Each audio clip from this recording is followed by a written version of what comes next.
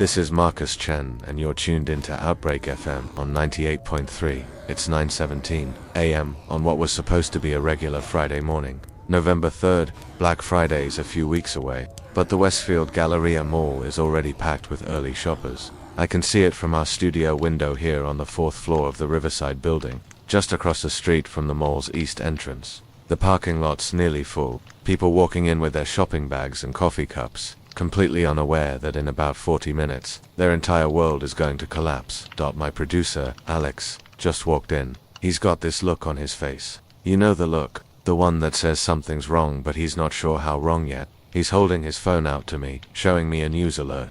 Reports of violent disturbances at Memorial Hospital downtown, multiple casualties. Hospital in lockdown. Memorial's about 8 miles from here. Close enough to matter, far enough that most people won't think twice about it. Just another city problem. Nothing to do with the suburbs, nothing to do with the shopping mall where families are buying shoes and teenagers are hanging out at the food court. Except I've been doing this job for 12 years. I've covered enough breaking news to know when something feels off. Hospital lockdowns don't happen for minor incidents. Multiple casualties mean something serious. Alex is pulling up more information. Social media's lighting up, people posting about seeing something strange at the hospital. Security footage leaked online showing what looks like patients attacking staff. The videos are grainy, taken from phone cameras pointed at security monitors, but you can see enough. People moving wrong, attacking with their teeth, staff running, screaming. I'm reading through the posts. Most people think it's fake, special effects,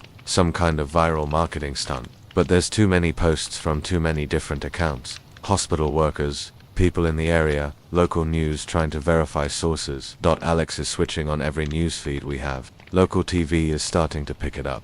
Breaking news banners. Situation developing at Memorial Hospital. They're being careful with their language. No details yet. Just acknowledgement that something's happening. That's 9:23. I should probably mention this on air. Give people a heads up. But what do I say? There's a situation at a hospital 8 miles away. Probably nothing to worry about. Enjoy your shopping. I'm going to play it safe. Give the facts without speculation. Good morning everyone. Jennifer Hayes here on Outbreak FM. We're monitoring a developing situation at Memorial Hospital downtown. Details are limited, but the hospital has initiated lockdown protocols. We'll keep you updated as more information becomes available. If you have family or friends at Memorial, you might want to try calling to check on them. Professional.com/informative without being alarming. Alex is nodding approval, but his eyes are still on his phone, still scrolling through feeds, and his expression is getting more worried. I'm looking out the window again at the mall. A young mother pushing a stroller, an elderly couple walking hand, a group of teenagers laughing about something on someone's phone. Normal. Everything's normal. For now. It's 9:29. Emergency services radio is getting active. Alex has it on in the background. Police units being dispatched to Memorial. Fire department. Hazmat teams. The chatter's professional but urgent. Something's definitely wrong. A call's coming through on our studio line. Alex is screening it. He's putting up one finger. Wait, he's listening. His face going pale. He's mouthing to me, "Mall security. I'm taking the call off here first. This is Jennifer Hayes. Ms. Hayes. This is Carl Morrison, head of security at Westfield Galleria. I've been listening to your broadcast. The situation at Memorial Hospital. We need to discuss it." "What about it?" "We just received a call from the police. They're advising all public venues to be on alert. They're saying there might be some kind of contagion, people exhibiting violent behavior. We're supposed to watch for anyone acting strangely." "Contagion. That's a word you don't want to hear. Are you taking any precautions?" "Increasing security presence, monitoring entrances. But Ms. Hayes, we've got maybe 3,000 people in this mall right now. If something happens, if this spreads here, I don't know how we'd handle it." 3,000 people, in an enclosed space. If a contagion gets in there. "Mr. Morrison, are you considering closing the mall?" "Management's discussing it, but closing means forcing everyone out into the parking lots, onto the streets. If there's a real threat out there, we might be safer keeping people inside." He's right, but keeping people inside also means trapping them if the threat gets in. "Keep me informed. If anything changes, call me directly." "Will do." He hangs up. Alex is staring at me. It's 9:34. I need to be smart about this. Can't cause panic, but people deserve to know. Alright folks, I just spoke with security at Westfield Galleria Mall. They've been advised by police to be on alert for unusual activity. This is related to the situation at Memorial Hospital. Now, I don't want anyone to panic, but if you're at the mall right now, maybe keep an eye on your stay aware, and if you see anything concerning, notify security immediately. Alex is pulling up more security cameras. We have access through a partnership with the mall management. Publicity thing. We promote their events. They give us access to cover big shopping days. The cameras show normal mall activity. People shopping, eating, walking, kids in the play area. Nothing unusual. Except one camera. Near the food court, a man stumbling, moving around, people giving him space. Probably drunk, probably homeless, probably nothing, but he's moving toward the food court, toward the crowds. It's 9:37, my phone's ringing. Unknown number. I'm answering. Jennifer Hayes. Yes. Who's this? Dr. Sarah Patel. I'm a physician. I was at Memorial Hospital this morning. I barely got out. You need to warn people. Her voice is shaking. Terrified. Warn them about what? It's a disease. An infection. It kills you fast. Within hours. And then you come back. You reanimate. And you're violent. You attack people. You bite them. And anyone you bite gets infected. It's spreading. It got out of the hospital. It's in the city. This can't be real. This is movie shit. Horror fiction. Dr. Patel, are you certain? I watched my colleagues die and come back. I watched them attack patients. I barely escaped. The hospital's overrun. And there were people who left before the lockdown. People who'd been exposed. They're out there. They're spreading it. Oh God, where are you now? In my car, driving away from the city, as far as I can get. You should tell people to do the same. Leave. Get away from population centers. This thing spreads exponentially. She's hanging up. I'm sitting here holding my phone, trying to process what I just heard. Alex heard the whole thing on speaker. He's looking at me. Jenny, if that's true, I know.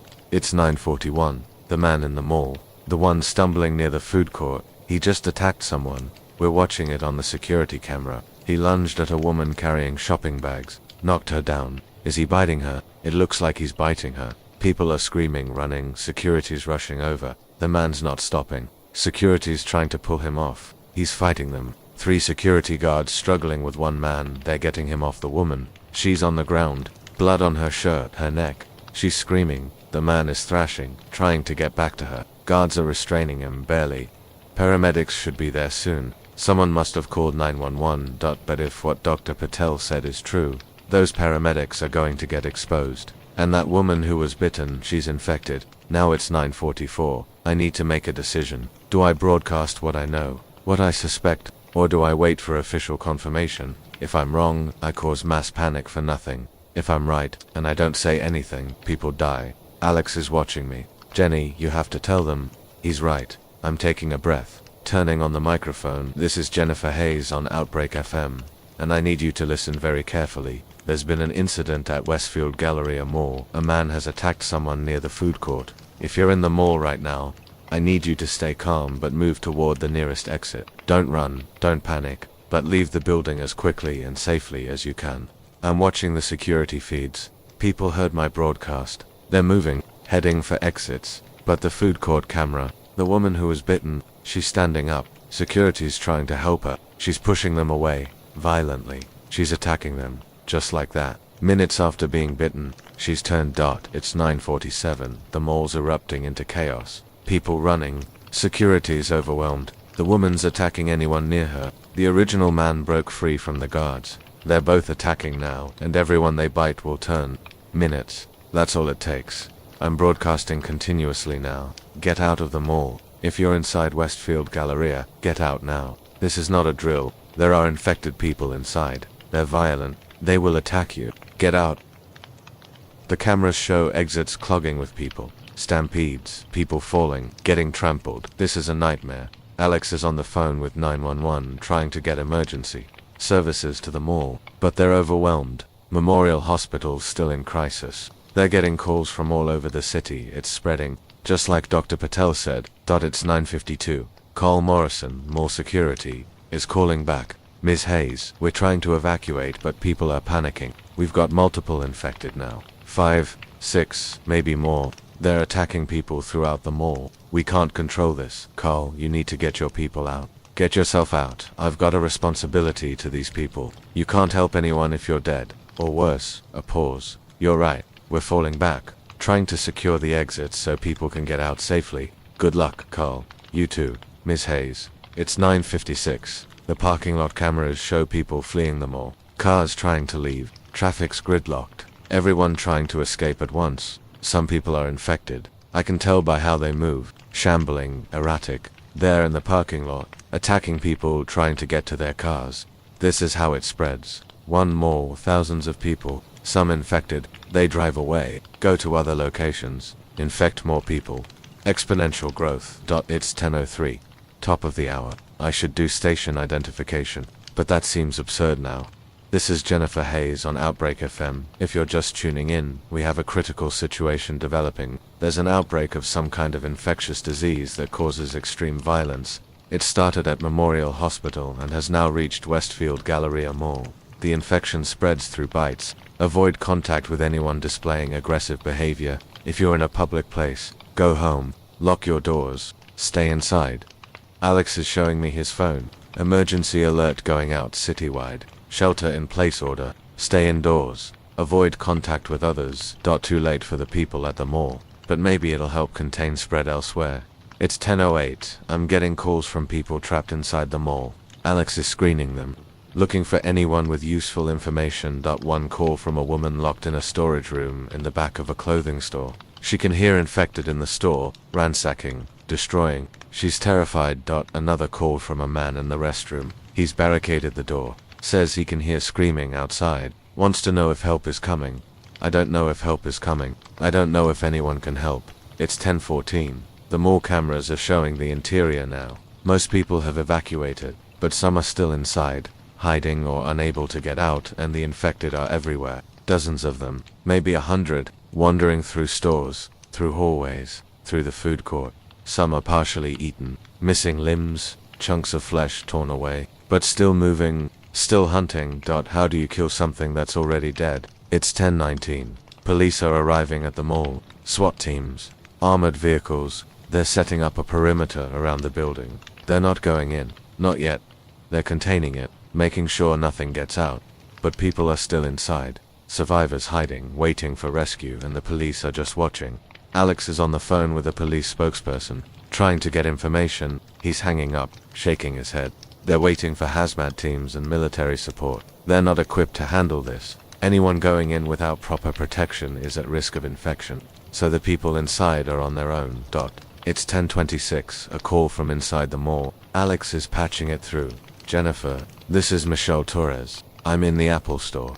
We've locked the security gates. There's about 15 of us in here, employees and customers. We can see infected outside. They're trying to get in. Michelle, are you safe for now? The gates are holding, but we don't have food or water. We've got phones and chargers, but nothing else. Stay put. Don't open those gates. Help will come when. How long do we have to wait? I don't have an answer. It's 10:33. More calls. More people trapped. A family in the Build-A-Bear workshop. A teenager in the movie theater projection booth. An elderly couple in the department store break room. All of them scared. All of them waiting. The mall's become a prison, and the inmates are the dead.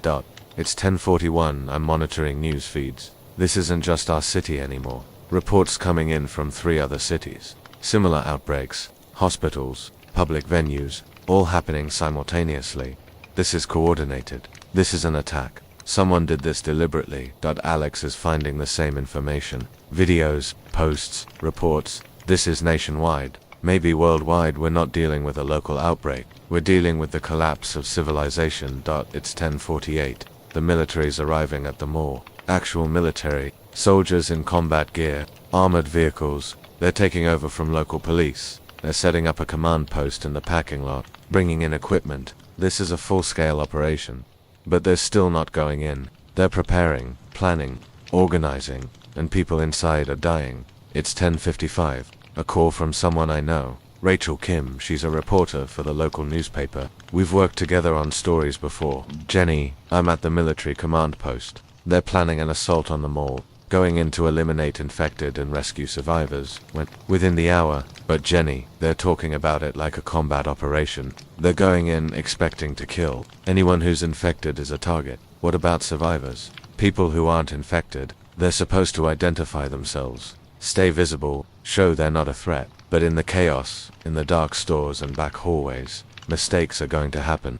Survivors could get shot, mistaken for infected. Rachel, can you get them to delay? Give people more time to get to safe locations. They're saying every minute they wait, more people get infected. They want to move fast. Overwhelming force. In and out. It's 10:59. I'm broadcasting to anyone trapped in the mall. If you're inside Westfield Galleria, listen carefully. Military forces are planning to enter the mall within the hour. They're coming to rescue you, but they're also going to be eliminating infected. You need to make yourself visible. Turn on lights, wave, call out.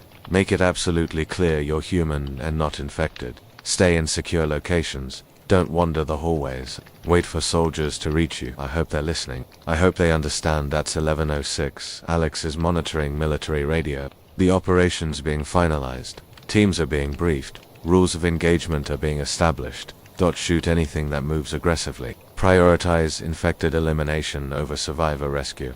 That's cold, but logical. Can't save survivors if infected are still a threat. It's 11:13. The assault's beginning. We're watching on news helicopters overhead. Soldiers entering through multiple access points. Coordinated breach. Gunfire. Lots of gunfire. The military is using suppressed weapons, trying to minimize noise, but you can still hear it. Pop, pop, pop. Controlled shots, headshots. That's the only way to stop infected permanently. It's 11:18 radio. Chatter says they're encountering heavy resistance. More infected than expected. Hundreds, maybe over 1,000. How did it spread so fast? The attack happened less than 2 hours ago. Each infected creates more infected. Exponential, 30 minutes from bite to turn. Each new infected bites multiple people before being stopped. The math's terrifying. 11:24. First survivors being evacuated. A family of 4 from a sporting goods store. They barricaded themselves in the camping section. Smart. They're being led out by soldiers. Checked for bites, cleared, sent to a decontamination area. At least some people are getting out. It's 11:31. Soldiers are reporting significant casualties. 5 soldiers bitten, being evacuated and quarantined. Quarantined, not treated. Because there's no treatment, those soldiers are going to die and reanimate within hours. And then what? Do their comrades shoot them? Destroy them? The moral implications are staggering. It's 11:37. More survivors. A group of teenagers from the food court. They hid in a freezer, nearly froze to death, but survived. An elderly man from the bookstore. He barricaded himself in the stockroom. A mother and her infant daughter from the nursing room. The baby crying probably attracted infected, but the mother managed to keep the door locked. Each survival story is a miracle. It's 11:44. The military's reporting they've cleared the main concourse, and most of the anchor stores. The infected are being pushed into the smaller shops and back corridors. That's becoming a hunt. Room by room, store by store. Methodical, brutal, necessary. It's 11:52. I'm getting a call from inside the mall. Michelle Torres, from the Apple store. Jennifer, they're here. Soldiers are outside our security gate. They're telling us to identify ourselves. Show them we're not infected. Do it, Michelle. Show them we are. We're waving, calling out. They're opening the gate. Oh, thank God they're getting us out. Relief in her voice. Pure, overwhelming relief. Stay with them, Michelle. Do exactly what they say. We will. Thank you, Jennifer. Thank you for keeping us informed. For giving us hope. She's hanging up. Going with the soldiers. 15 more people saved. It's 11:58. Noon approaching. Almost 3 hours since this started. The mall operation is still ongoing. More survivors being found. More infected being eliminated. But the cost is high. Soldiers wounded. Civilians traumatized. A major shopping center turned into a war zone. It's 12:04. The military is reporting they've secured approximately 70% of the mall. Remaining areas are being cleared. Survivor count is at 93. That's out of an estimated 3,000 people who were in the mall when this started. 93 survivors. Where's everyone else? Dead, infected, destroyed. The death toll is in the thousands. It's 12:11. Alex is showing me something. A video posted online. Someone filmed from an apartment building overlooking the mall. The video shows the parking lot. Bodies everywhere. Hundreds of them. Some clearly dead. Some moving. Infected. The mall wasn't the only place people died. The parking lot was a slaughter. People trying to get to their cars. Infected chasing them. Attacking them. Spreading the infection. It's horrific. It's 12:18. News is coming in from other outbreak sites. Similar patterns. Hospitals, malls, public transit stations. Coordinated attacks designed to maximize casualties and spread. This was planned meticulously. Someone knew exactly how to deploy this bioweapon for maximum effect. Why? Those questions don't have answers yet. It's 12:26. The mall operation is winding down. Final areas being cleared. Last survivors being evacuated. Total survivor count 117. Out of 3,000. Less than 4% survival rate. Those numbers are going to haunt me. It's 12:33. The military's declaring the mall secure. All accessible areas have been cleared. Any remaining infected are trapped in sealed-off sections. The building's going to be held under military control. No one in or out.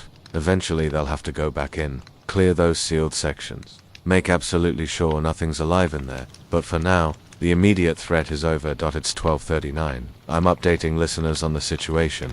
The military operation at Westfield Galleria Mall has concluded. The mall has been secured. Survivors have been evacuated. If you have family or friends who were at the mall, there's a hotline being set up for information. I'll give you that number as soon as I have it. Alex is already finding it. Public information number for families seeking information about loved ones. I'm reading it on air, repeating it multiple times. So many people are going to call that number. So many people desperate for information. And most of them are going to get terrible news. It's 12:46. I need a break. Just 5 minutes.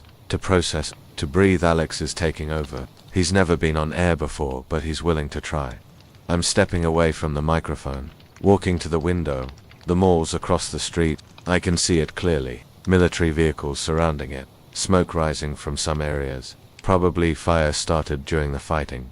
3 hours ago it was a shopping mall. Now it's a tomb. I'm crying. Can't help it. The weight of everything, the horror, the loss, it's overwhelming. Alex is doing fine on air, sharing updates, reading messages from listeners. I'm taking my 5 minutes. It's 12:53. I'm back. Alex yields the microphone gratefully. This is Jennifer Hayes, back on Outbreak FM. I apologize for stepping away. This has been difficult, understatement of the century. Let me update you on the broader situation. We're receiving reports of outbreaks in multiple cities across the country. This appears to be a coordinated biological attack. The infection spreads through bites, causes death within hours followed by violent reaction. Avoid contact with anyone displaying symptoms. Shelter in place. Lock your doors. Wait for official guidance. I'm looking at my notes. Information compiled from dozens of sources. The government has declared a national emergency. The CDC is coordinating response efforts. The military is deploying to affected areas. We're being told to remain calm and follow instructions. Remain calm, while dead people are walking around attacking the living. Sure. 101 survivors from the mall are being interviewed by authorities, trying to understand how the outbreak started there. Initial reports suggest a group of infected entered the mall from outside. Already turned, they came from the direction of Memorial Hospital. They walked 8 miles, shambling, hunting, following some instinct that led them to the crowded mall. And once inside, they spread the infection like wildfire. It's 108. The survivor hotline is overwhelmed. Thousands of calls, not enough operators. Families are desperate, posting on social media, trying to find information about loved ones. Most won't find good news. It's 1:15. I'm getting a call from my mum. She lives 2 states away. She saw the news. Jenny, are you okay? Are you safe? I'm fine, Mom. I'm in my studio, away from the outbreak zones. You need to leave. Come here. It's safer here. I can't leave. People are depending on this broadcast. I need to keep going. Jennifer Marie Hayes, this is not worth your life. Full name. She's serious. Mum, I'll be careful. I promise. But I have to do this. A long pause. I love you. Be safe. Love you too. She hangs up. I'm wiping my eyes again. Family. The people we love. That's what this is all about. Keeping them safe. Getting back to them. That's 122. Alex is monitoring emergency broadcasts. The infection has spread beyond the initial outbreak zones. Scattered reports from residential neighborhoods, commercial areas, highways. People who fled the mall carried the infection with them, got bitten but didn't realize, drove home, turned, attacked their families. Each new infection creates more infected. The exponential curve continues. It's 129. The government's implementing broader quarantines. Major cities are being locked down, travel restricted, National Guard deploying to every state. This is martial law. They're not calling it that, but that's what it is. It's 1:36. I'm taking calls from listeners. People scared, confused, looking for guidance. One caller asks if this is the end of the world. I don't know how to answer that. I don't think so. Humanity's survived plagues before. We're resilient. We're adaptable. This is bad. Maybe as bad as it gets, but we'll find a way through. I hope I'm right. It's 1:43. News from the mall. Cleanup crews are going in. Heavily protected. Hazmat suits, armed guards. They're documenting everything. Collecting samples, trying to understand the infection. And they're dealing with the thousands of bodies. Mass cremation is being discussed. Can't bury that many people. Can't leave them to rot. Fire's the only practical solution. It's grim. It's grim. It's 1:51. Alex is showing me footage from inside the mall, shot by military helmet cameras during the operation. It's worse than I imagined. Blood everywhere. Bodies torn apart. The infected so numerous you can barely see the floor in some areas. And the survivors they found, hiding in the darkest corners, traumatized beyond measure. One woman was found in a dumpster. She climbed in and pulled the lid closed. Stayed there for 3 hours, covered in garbage, but alive, whatever it takes to survive. It's 1:58. 2 p.m. approaching. 5 hours since the mall outbreak began. Feels like days. Alex and I are exhausted, running on adrenaline and coffee, but we keep going. It's 2:05. A press conference is starting. The governor speaking. He looks terrible. Aged 10 years in 5 hours. Citizens of our state, we are facing an unprecedented crisis. A biological attack has resulted in outbreaks in multiple locations. We are working with federal authorities to contain the spread and protect the public. Shelter-in-place orders remain in effect. Avoid all unnecessary travel. If you encounter anyone displaying violent or unusual behavior, contact authorities immediately and keep your distance. He's not saying the word zombie, carefully avoiding it, but everyone knows what he's talking about. We will get through this. Stay strong, help each other, follow official guidance. Together, we will survive. Standard crisis speech, designed to reassure, but his eyes tell a different story. He's terrified. It's 2:13. The CDC is releasing information about the infection. It's an engineered pathogen, not natural, created in a lab specifically as a weapon. That it attacks the brain, causing rapid cell death, but it leaves the brain stem intact, the part that controls basic functions and aggressive instincts. The result is a body that's technically dead but still mobile, driven by primitive urges to feed, to attack, to spread the infection. It's diabolical. It's 2:21. Scientists are working on a cure, or at least a treatment, something to slow progression or prevent infection after exposure. But that's going to take time, days at minimum, maybe weeks. In the meantime, the only defense is avoidance. And if that fails, destruction, headshots, fire, anything that destroys the brain completely. It's 2:28. I'm getting reports of people forming groups, survivors banding together for safety. One group has taken over a warehouse, secured it, stockpiled supplies. Another group is in an office building, high floors, easy to defend. People are adapting, creating safe zones. Humans are good at survival. It's 2:36. The mall survivors are being interviewed by media. Their stories are heartbreaking. One man watched his wife get attacked right in front of him. He couldn't save her, had to run. A teenager lost her entire family. Parents, younger brother, all infected. A woman was trapped in a bathroom stall for 4 hours, listening to infected trying to break down the door. Trauma that will last a lifetime. It's 4:44. I need to eat something. Alex brought sandwiches earlier. They're sitting here untouched. I'm forcing myself to eat. Need energy. It tastes like nothing. My appetite's gone, but I eat anyway. It's 2:52. The military's establishing permanent checkpoints around the city, controlling movement, screening everyone who passes, looking for signs of infection, fever, confusion, aggression. If you show symptoms, you're quarantined, isolated until you either recover or turn. If you turn, you're destroyed. Cold, brutal, necessary. It's 3 o'clock, 3 p.m., 6 hours since the mall outbreak. The mall itself is now a restricted military zone. Nobody allowed near it. Eventually it'll be demolished. Too contaminated to salvage. Too dangerous to leave standing. A landmark of the community. Gone. It's 3:08. Reports are coming in of survivor communities forming around the country. People are learning, sharing information, developing tactics. Stay in groups, secure high ground, fortify entrances, ration supplies. And most importantly, screen everyone. Check for bites. Check for symptoms. One infected person in a community can destroy the whole group. It's 3:16. I'm taking more calls. People want to share their stories. Need to talk to someone, a nurse who escaped from a hospital. She watched colleagues turn, had to fight her way out. A father who barricaded his family in their home. They're safe for now, but running low on food. A college student trapped in a dorm, infected in the hallways, no way out. Each story adds to the mosaic of this disaster. It's 3:24, the sun's starting to lower. Evening approaching, night's going to be dangerous. Infected don't need light to hunt, but survivors do. Darkness gives the infected an advantage. People are being advised to secure locations before nightfall, get somewhere safe and stay there. It's 3:32. Alex is monitoring social media. Videos of infected are everywhere. Some are horrifying. Infected tearing into victims. Some are sad. Infected that were clearly someone's family member, still wearing their clothes, still recognizable as human, but they're not human anymore. Not really. It's 3:40. The military's reporting that infection rates are slowing in some areas. Aggressive containment measures are working. But in other areas, it's spreading unchecked. Too many infected, not enough resources to stop them. Some towns are being evacuated entirely, written off as lost. The survivors relocated to safe zones. It's 3:48. I'm exhausted. 7 hours of continuous broadcasting. My voice is going, throat raw, but I keep talking. Alex is suggesting we bring in someone else. Give me a break, but I can't. Not yet. People are listening. People need this. It's 3:56. A message from Carl Morrison, the Moore security chief. He made it out. He's alive.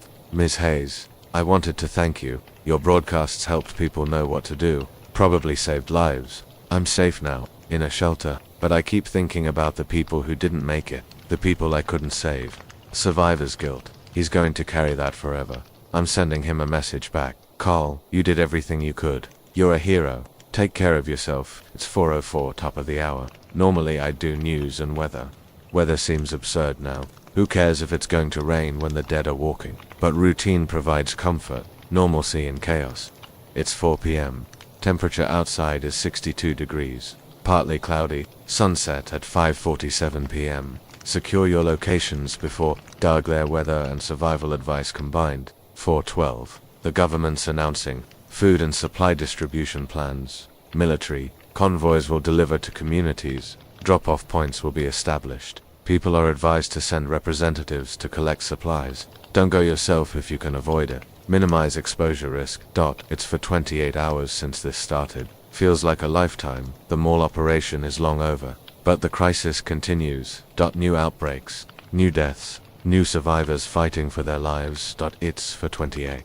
I'm getting a call from Rachel Kim, the reporter.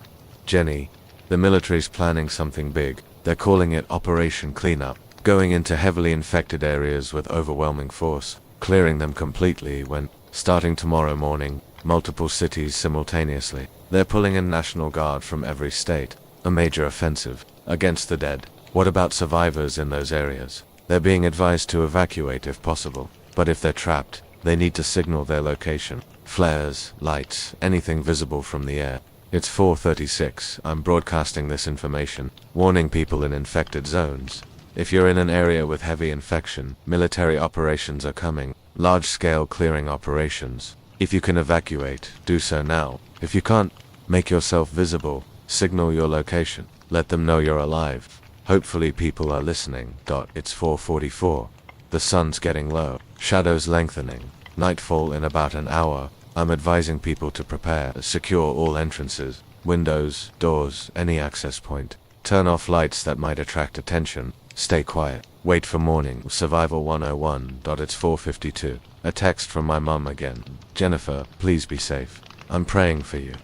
I'm texting back. I'm safe. Mum. Love you. Family. That's what matters. It's 5 o'clock. 9 hours of broadcasting. My voice is barely working. Alex is insisting I take a real break. An hour, rest, my voice, eat, recover, he'll cover. He's gotten comfortable with it.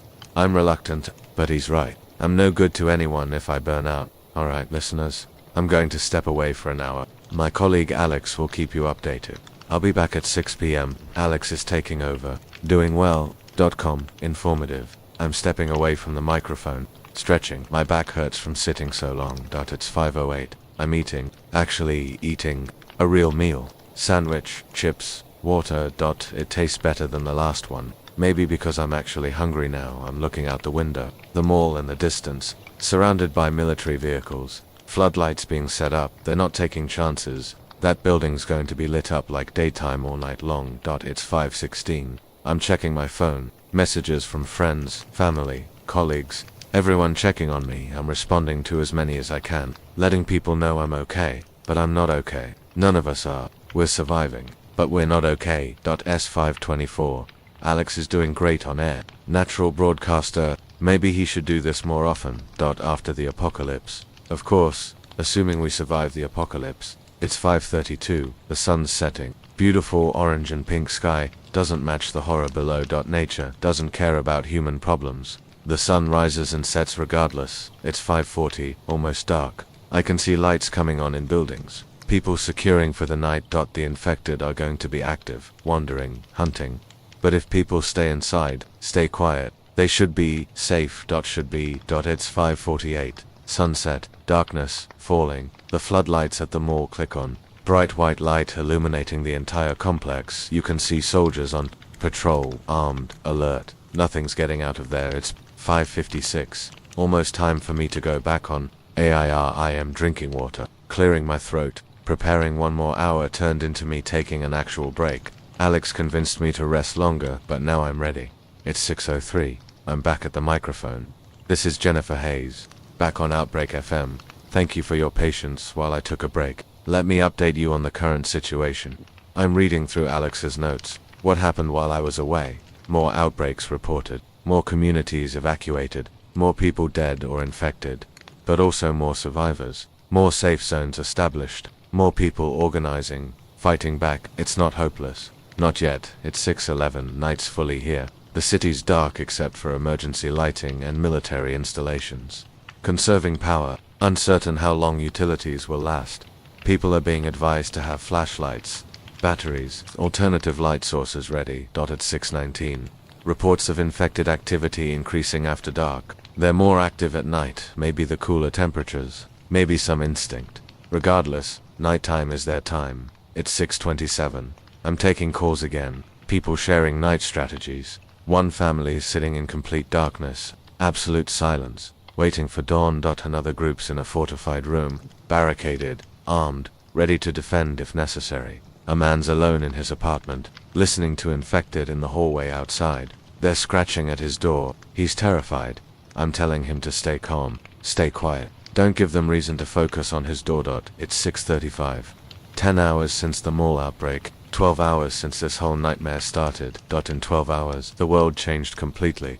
And we're only at the beginning. This is going to last days, weeks, maybe longer. It's 6:43. The government's announcing plans for long-term survival. Safe zones being established. Supply chains being maintained. Governance continuing. They're trying to maintain civilization. Prevent total collapse. It's an uphill battle. It's 6:51. Alex is making more coffee. We're going to need it. This is going to be a long night. I'm settling in for the duration, however long it takes. It's 6:59. 7 p.m. approaching. I've been broadcasting for over 10 hours total. My voice is holding, barely, but I'll keep going. For the people listening, for the people scared and alone and desperate for information, I'll keep talking. It's 7:07. The night's quiet. Too quiet. The usual city sounds are gone. No traffic, no sirens, no people. Just silence. And somewhere in that silence, the infected are hunting. It's 7:15. A massive explosion somewhere in the city. We felt it here. The building shook. Alex is checking news feeds. A gas station exploded. Infected. Must have damaged something. Fuel ignited. Fire, single quotes, is spreading. Lighting up the night sky. Emergency services can't respond. Too dangerous. They're letting it burn. It's 7:23. More calls from people trapped in various locations. All with the same questions. How long do we have to hide? When will help come? Will we survive this? I don't have good answers. Just hope and encouragement. Hold on. Stay strong. Help is coming. You will survive. I have to believe that. Have to make them believe it. It's 7:31. The fire from the gas station is visible from our window. Orange glow on the horizon. How many fires will burn tonight? How much of the city will be destroyed? It's 7:39. I'm reading messages from listeners. People thanking me for staying on air. For providing information and comfort. It helps to know I'm making a difference, that this matters. It's 7:47, almost 8 p.m., 11 hours of broadcasting. I should be exhausted. I am exhausted, but adrenaline keeps me going. That and coffee. So much coffee. It's 7:55. The military's reporting their night operations are proceeding. Patrols, containment, securing areas. They're prepared for this. Trained for combat in darkness. The infected don't stand a chance against organized military force. If only there was enough military to cover everywhere. It's 8:03, 8 p.m. The night's deepening. Most people are secured for the duration. Those who aren't, I'm trying not to think about them. It's 8:11. A call from someone I didn't expect. Dr. Sarah Patel, the physician who escaped Memorial Hospital. Jennifer, I'm in a safe location. I wanted to thank you for broadcasting, for warning people. Dr. Patel, are you okay? Physically, yes. Emotionally, I don't think I'll ever be okay. I saw things today that will haunt me forever. I understand. Where are you now? A military safe zone, temporary shelter. There are others here, survivors from various locations. We're sharing stories, trying to process. Take care of yourself, doctor, and thank you for trying to warn me this morning. Good luck, Jennifer. Keep broadcasting. People need you. She hangs up. It's 8:19. Midnight's still hours away. This night's going to last forever, but we'll get through it, hour by hour, minute by minute. It's 8:27. I'm continuing to broadcast, sharing updates, taking calls, providing comfort. This is my purpose. This is what I can do.